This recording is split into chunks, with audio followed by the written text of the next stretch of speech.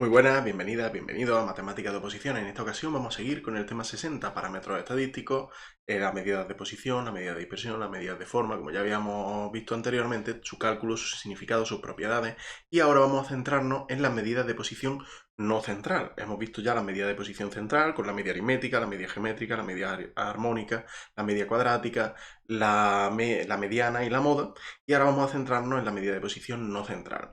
Como generalización de la idea de mediana, porque al fin y al cabo la mediana era la que nos separaba, recordamos, la mitad de la muestra, a la mitad de los valores a un lado, la mitad al otro, porque lo partimos por la mitad, al 0,5, al 50% de la muestra la dejamos a un lado y la dejamos al otro a la otra mitad.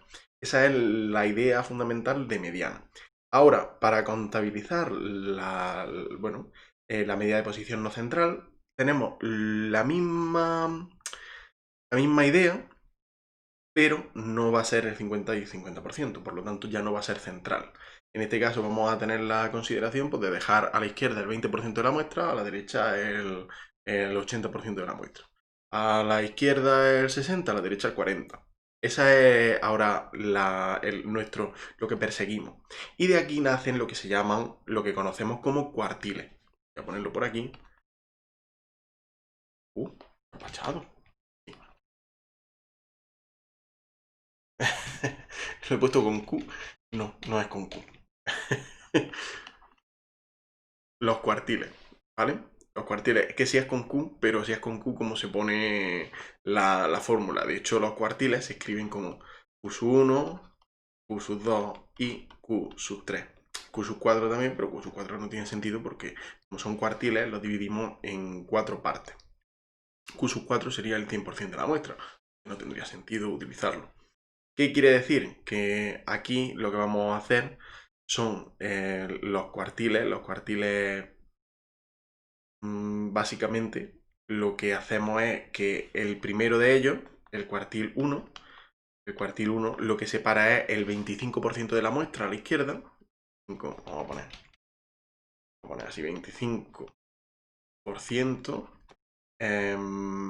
menor que el cuartil 1 y el cuartil 1 es menor que el 75% de la muestra. Y es el que separa la muestra en 75%, 25%. De esta forma, pues también definimos el cuartil 2, que sería precisamente lo que denominamos mediana, separa el 50% y el 50%. Y el cuartil 3,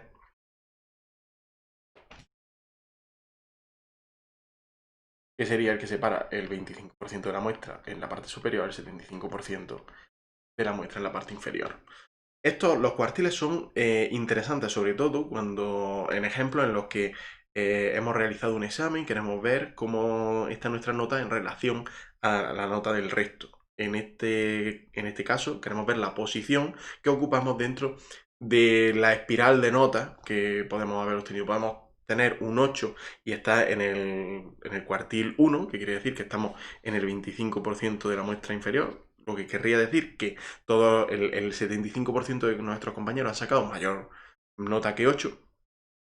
También podríamos estar en el cuartil 3 y decir, con un 5, estar en el cuartil 3 y decir, bueno, oye, a ver, que he aprobado y que solo han aprobado con mayor nota que yo el 25% de las personas. Que el 75% no es que hayan aprobado, es que han suspendido. O han aprobado al límite como yo o han suspendido. Esa es la idea de hablar de los cuartiles. Ese es un ejemplo muy básico, pero que se ve fácilmente. Todo esto viene de una idea generalizada que son los cuantiles. Los cuartiles estamos hablando de cuartos, ¿no? De cuartos.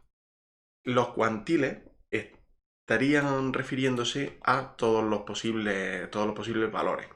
Nosotros tendríamos un cuantil, se define de su alfa, con alfa perteneciente a 0, 0, 1, 0, 1, o en este caso también podríamos, sí, 0, 1, 0, 1, ya que alfa va a ser el cuantil 0,2, el cuantil 0,2 va a ser el que deja el 20% de la muestra a la izquierda.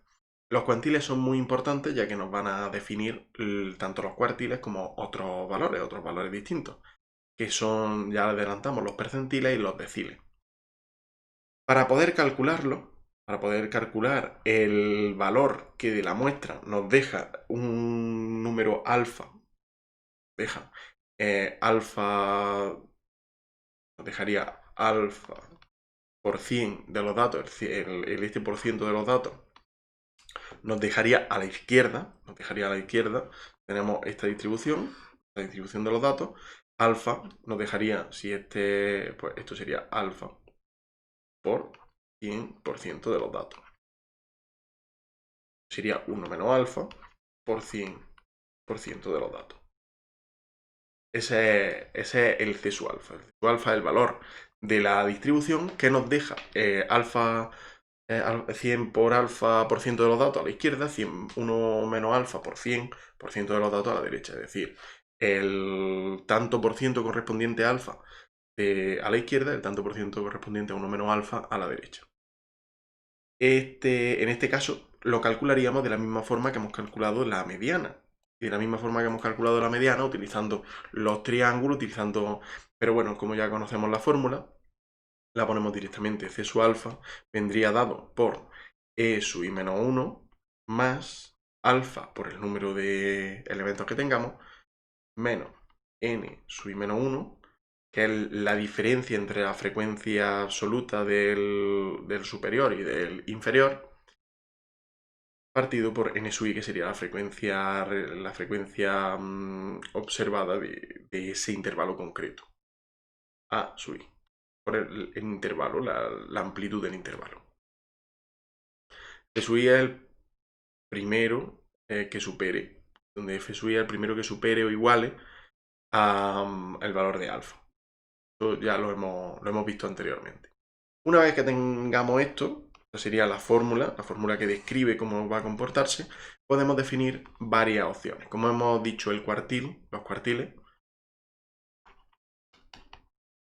cuartiles se definen como Q sub 1, que en este caso sería el cuantil 25, o 0,25, como lo hemos definido, 0,25.